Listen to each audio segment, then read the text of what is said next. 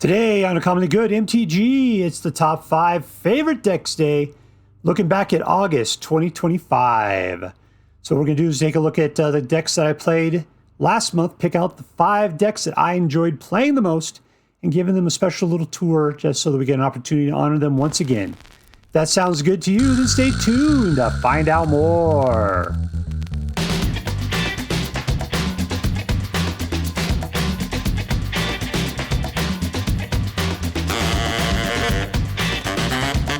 Hello and welcome to Uncommonly Good MTG. I'm your host, somebody who firmly believes in you, despite what your mama says.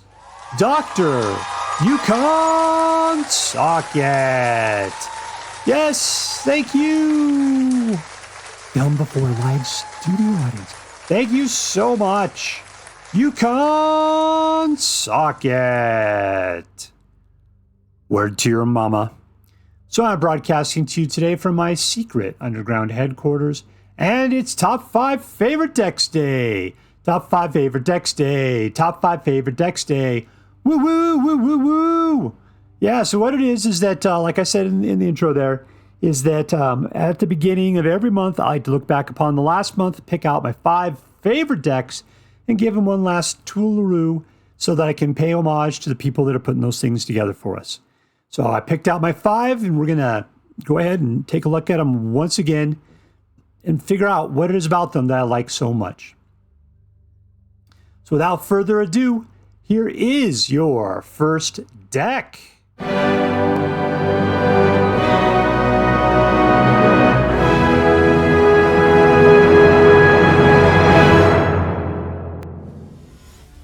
right, playing against Torrents T0 double R ants.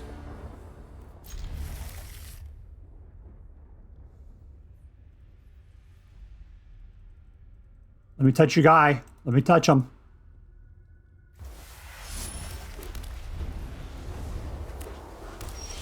Number 2. Showing mono white. That is not the greatest thing in a dual color deck.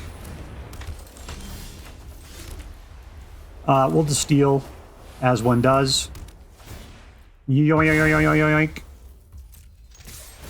Well, I could have put out more, couldn't I have? Let's go look for blue mana before we pick up more blue cards.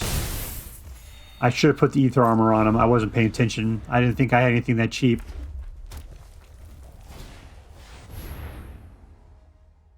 What do you take?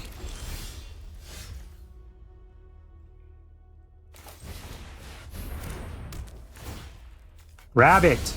There we go. Another mana. Yeah, it's the blue we need.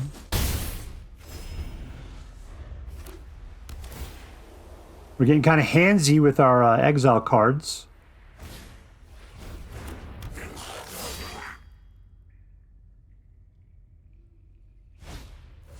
Two of them. All right, I'm going to shelter by some ghosts, as one does again. Steal that guy. Throw the armor on. Unfortunately, the problem is we don't have trample.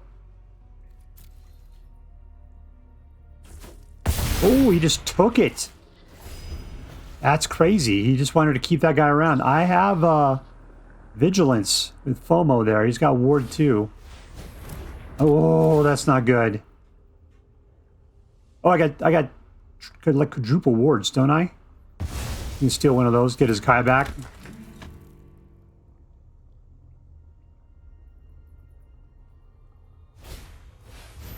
Yeah, you don't have enough. You can grab the trap and screen. You grab my other one. All right.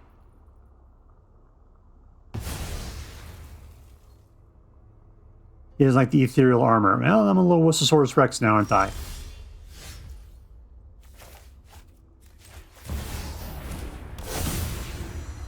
All right, I do not appear to have any sort of life link. Or I do have life link. I can beat anybody's butt. Let's just do it. I'll get my stuff back. If we kill his guys off. He's not going to want to attack because my mobs are kind of burly. I'm surprised the mobs are 2/1s. Like, why aren't they just 1/1s? They're moths, man. How can these guys take out, like, I mean, they're just huge moths or something?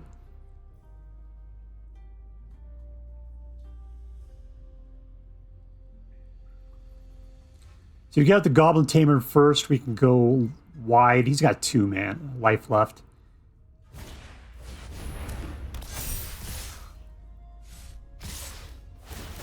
He's trying. What guy do you want back?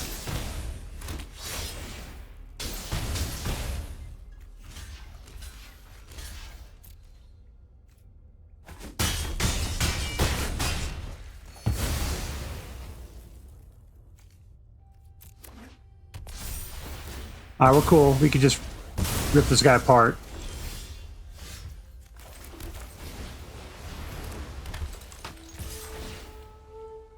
Yep. Well, we win. Alright, there we go.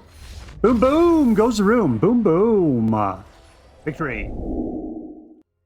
And here we are with Azorius Auras. You know, there's a couple of kinds of decks out there that you play. It's like either... it's auras, where you put out dudes and then you just throw a bunch of auras on them. Or it's equipment, in which case you put out a bunch of dudes and then you put out equipment on them. And usually they make the equipment a lot cheaper.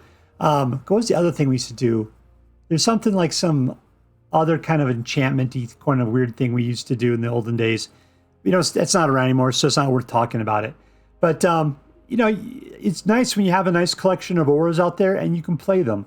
Probably the 2 best, in my opinion, are, well, it's Ethereal Armor and Sheltered by Ghosts. And we got a lot of guys that do well with that kind of stuff going on. Because of, like, Goblin Tamer with putting out goblins every time you get out an equipment or an enchantment. The Glimmer that makes putting out the equipment cheaper. Ethereal Armor that gets bigger every time you put something out. This guy gets a Popo counter. You know, so you got a lot of great stuff going on. And we're playing with Overlord. So this is a great Duskmourn deck. You can see everything here is from Duskmourn practically. And it was a fantastic play. So it feels like we're kind of reaching back a little bit, but it's still strong, it's still good, and it's still a fantastic deck to play. So there you go. It's one of my favorite decks of August. It's Azorius Auras.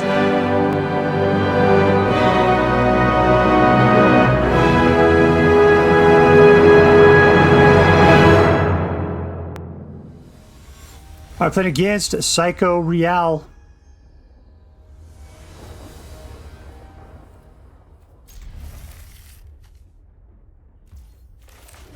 Alright, nothing for 1. Flip these cards around. Somebody picks a weird sort order for stuff, don't they?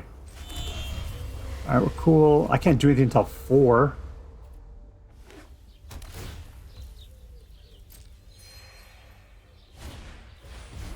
This guy's not even trying. He's just playing some weird control, probably. And we'll give him all the time in the world.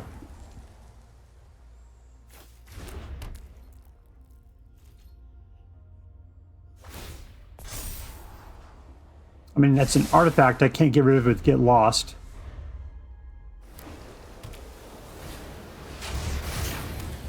That's an artifact. I can't get rid of it. He's just playing control at this point.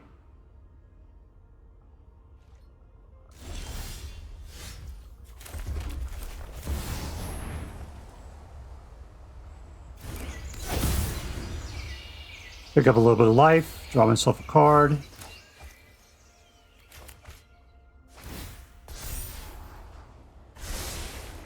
What has he got there? 239 cards in his hand? That's ridiculous.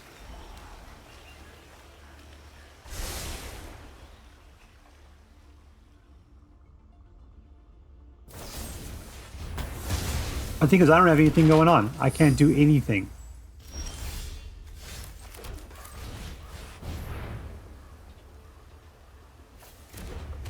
Let's keep some babies out there. Pop some baby makers out.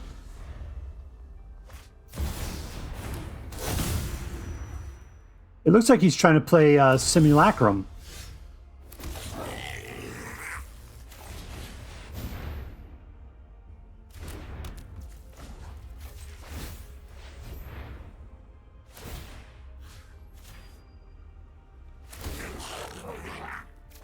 And we'll draw a card, put out another life, put it in. Yeah, 2 life's fine. Pop. Let's see what we got going on. Sure. Pop.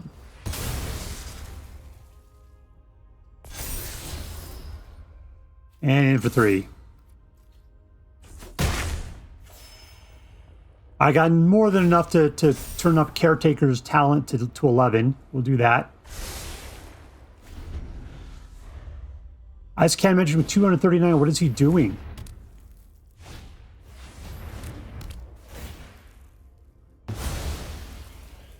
He's getting tons of great stuff. He's just got a pack with tons of exile. Is that all he's going to do?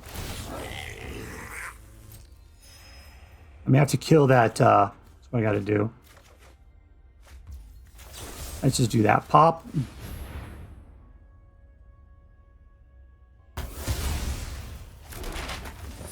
Okay, for a full time. Would have been nice to come after him for 6, but we didn't get the chance.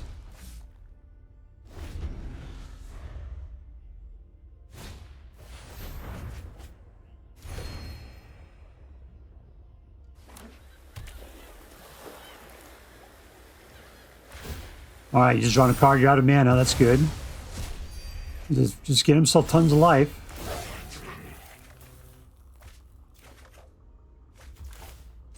All right, we'll Elspeth it. Put out some babies.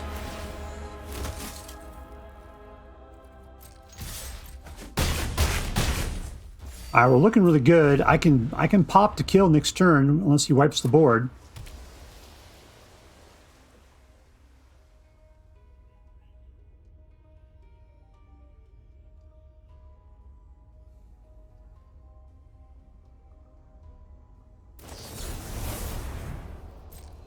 You can steal one thing. What are you going to do? You're going to take my, yeah, that's Keeper's talent. Can I still pop it? 1, 2, 3, 4, 5. So that's 10. I can Elspeth it. So I can put out more dues, but that's, no, they don't have haste. I could double Elspeth it. That's enough. All right, that's not the way to do it.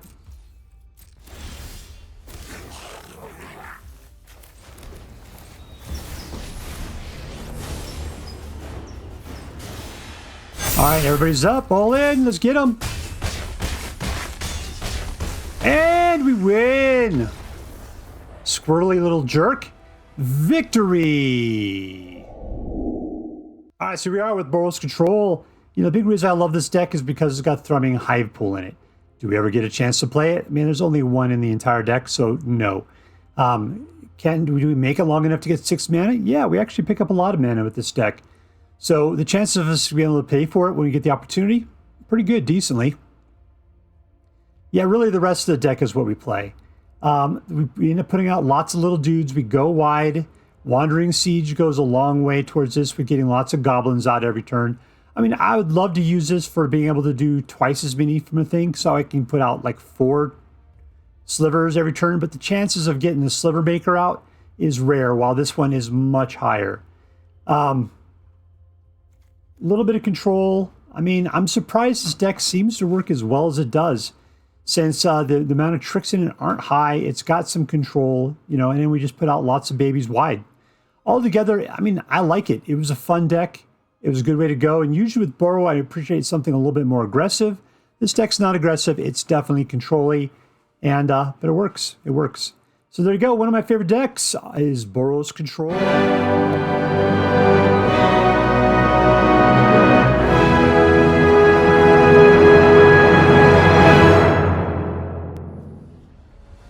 All right, playing against King of the Impossible.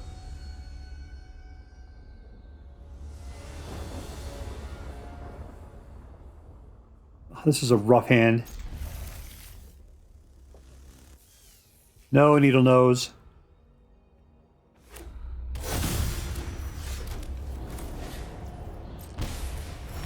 All right, so I got to build my ramp slow. That's a problem. That's what I don't like about this deck, is the slow early game, early turns here.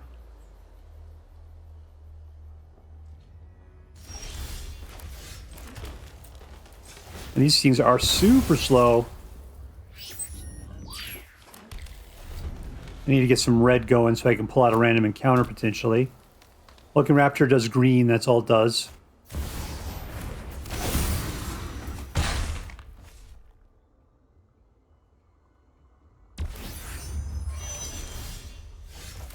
Alright, let's red up. Now the problem is I got nothing to do. I can Hulking Raptor. All right, I'll do that. So Overlord would be great to get out, but I don't like having to tick them down at this point. Things are getting nasty. How do you pump? Doesn't matter. Can't pump anymore unless he's got pump in his hand.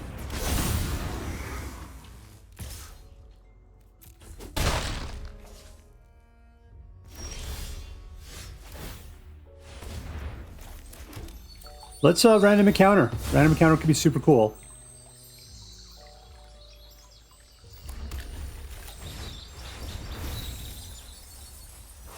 Oh my god.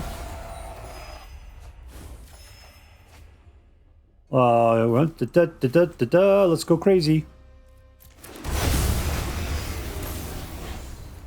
Drop it. All right, tons of treasures for you. Good job.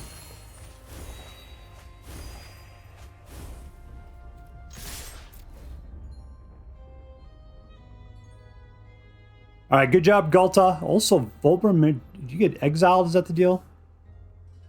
I'm gonna say, if he just destroys, it'd be great to pick up his token. That'd be fantastic.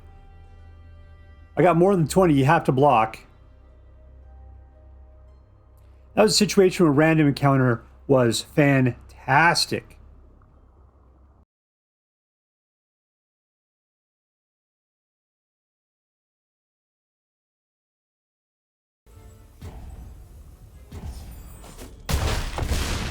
And we win! Boom, boom! Goes the room. Boom, boom. All right, here we are with Gruul Ramp. Yeah, I mean, it was lots of fun. What I really liked, I'm surprised. I'm not usually a big fan of these cards, is random encounter. The reason why is the guys we were pulling back were always so incredibly cool. The best one to get, it seemed like, was Gulta, because then you could pull back all these guys from your hand straight into the battlefield, and then they didn't disappear at the end of the turn, right? Bahamut was a great one to bring out. But, I mean, these guys all have incredible amounts of strength. I'm just trying to see whether it's considered exiled or not. Because I never got to see the example of whether or not the Vaultborn Tyrant, when it has to get taken back at the end of the turn, is still putting in, if it considers it to be a die situation. So it creates the token copy, because that's also a great thing to occur. The ramping situation at the beginning is a little rough. It's kind of hard to build up to the point where you can go crazy.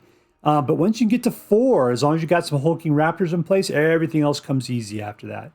So, I usually prefer a little bit more aggro in my Gruul. This one is definitely not that way, but it is a mid-range star that just starts slamming the hammer down like Hulk fighting like Thor fighting the Frost Giants. That's what we're talking about here. All right, so one of my favorite decks of August, it was Gruul Ramp.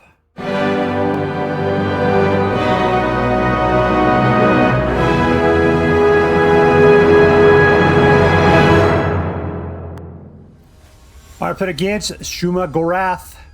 Shuma Gorath.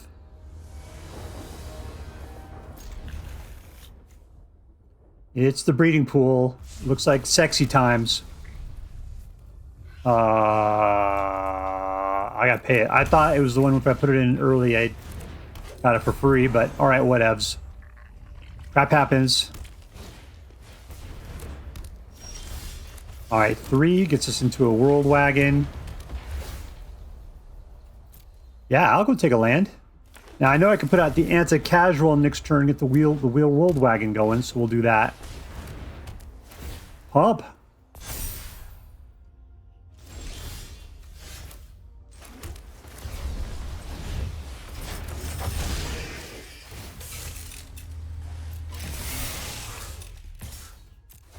More mana. Green's fine.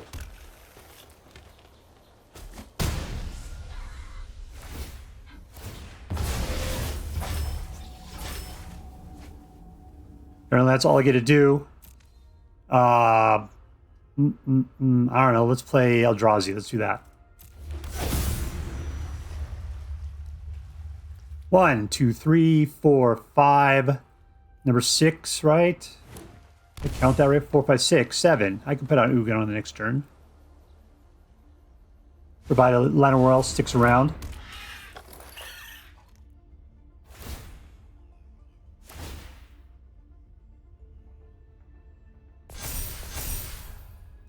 He's got a lot of threads to pull apart. Ugin can do some of that stuff.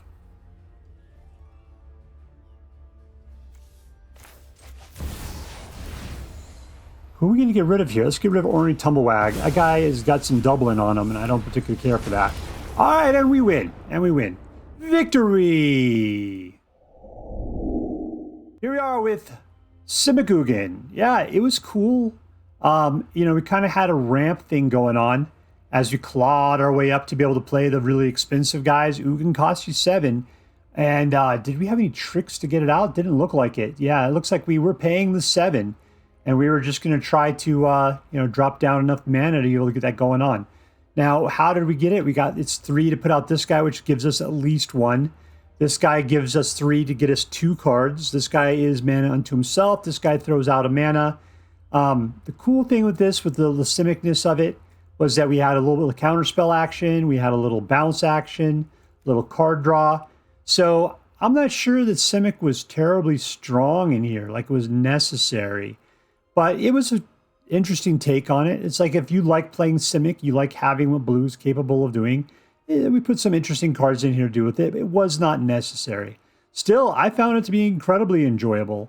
I liked also the anti-casual vestige. The fact that I'm putting this guy out for 4 and then I can play him again for 6 later on. Yeah, he was great. Plus, I could use him to steer the world wagon while he was warped out for a second. Yeah, that worked out really good. That was able to get me more mana. So this deck did a good job of getting the mana, and then you're really just relying upon Ugin and the Sire to slam things down. I mean, Overlord, it's hard to sneeze at this guy as a 6/5, but still we do because he's not Ugin or Sire, you know? Yeah, the lands were good, the creatures were good, the ramp was good. Altogether, it was a very enjoyable deck. All right, so there you go. One of my favorites of August 2025 is Simic Ugin.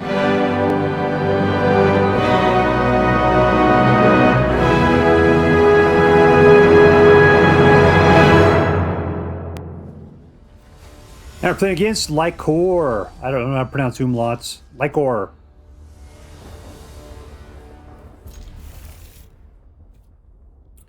Yeah, we didn't have much umlauts in our educational system. Sorry, baby.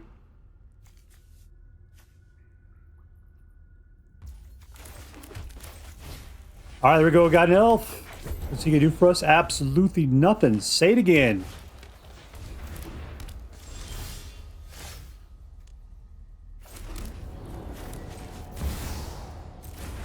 I gotta put this guy out the cheap way. What can I get back? Can I zombify? Be fantastic.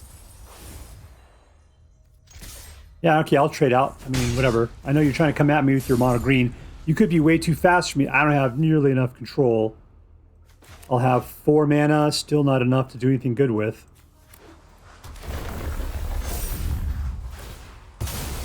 My biggest thing would be to surprise out of Valgroth, but I have to get to 6 mana.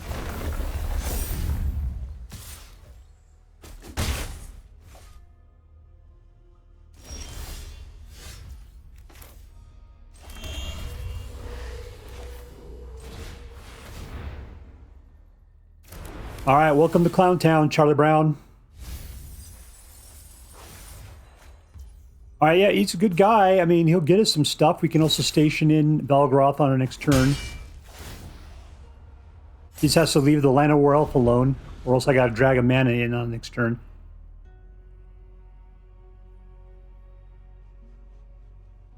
All right, he's got 2 mana. There's 3 and 4.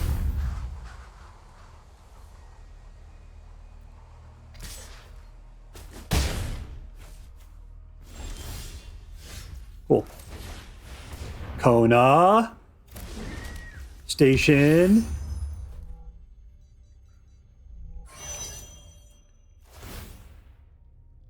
Valgroth.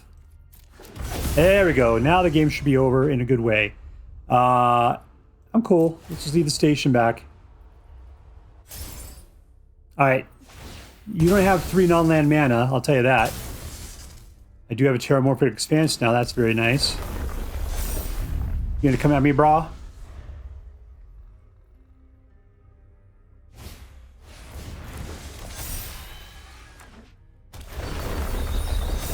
Alright, I could shoot the Hydra. That would probably be the best course of action. Probably keep him under 9.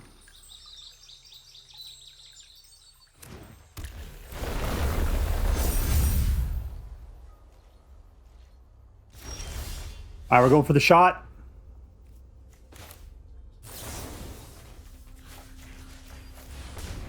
Spoink. Don't have hexproof. What a jerk.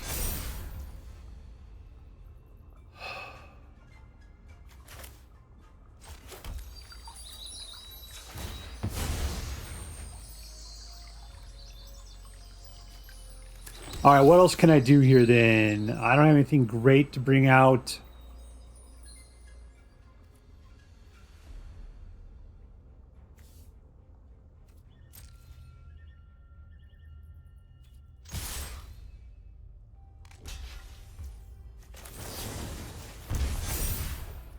Yes! Oh, I can't believe you fell for that. And we win! And we win! Victory! Alright, so we are with Station Survival. You know, it's crazy, is that I just did not realize how much I would really appreciate this deck.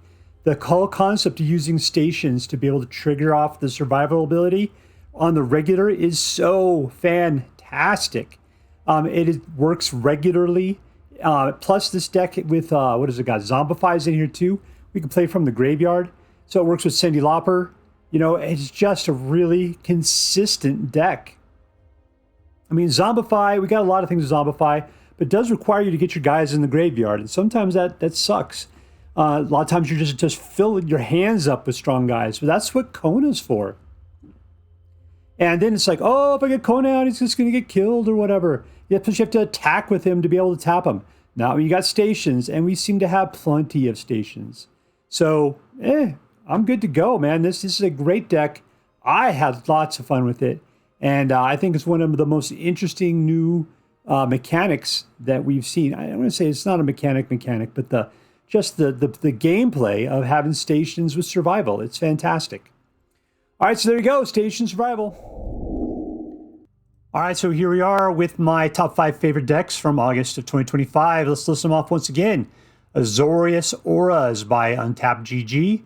Boros Control from Achilles. Gruul Ramp also from Achilles. Simic Ugin from Magic Deck Analysis. And Station Survival from MTG Assistant Meta. Yeah, I always like to give credit where credit's due. Untapped GG, sure, they're showing the top, 100 decks or something like that. MTG Assistant Meta's always put out stuff that looks pretty good that people are playing. But it's Achilles and Magic Deck Analysis. Those are actual dudes who are fighting together to put together decks. And I got to say, dudes, I appreciate you, and you're doing a fantastic job. What did I like about these decks? You know, if you look, there's not a whole lot of aggro in, which is surprising, right?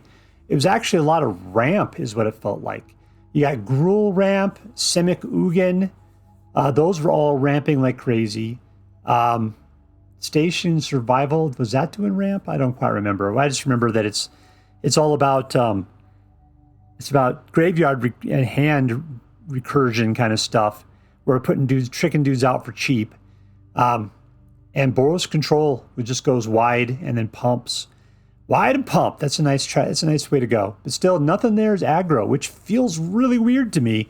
Because if I had to say there's one thing about Magic cards, how I describe myself, I would be an aggro player. I like to play it fast. I like to have games over by turn 4. I like things happening quick and fast and aggressive. None of these went that way. So I think it's a testament to the current meta right now. It's just not the way that things are going. It's definitely much of a slower meta than we've seen in a while. Yeah, these were my favorites from last month. All right, if you see anything you'd like to play there, I hope that you end up having as much fun playing these decks as I did. All right, that's all for now. If you enjoyed this video, please make sure to like and subscribe.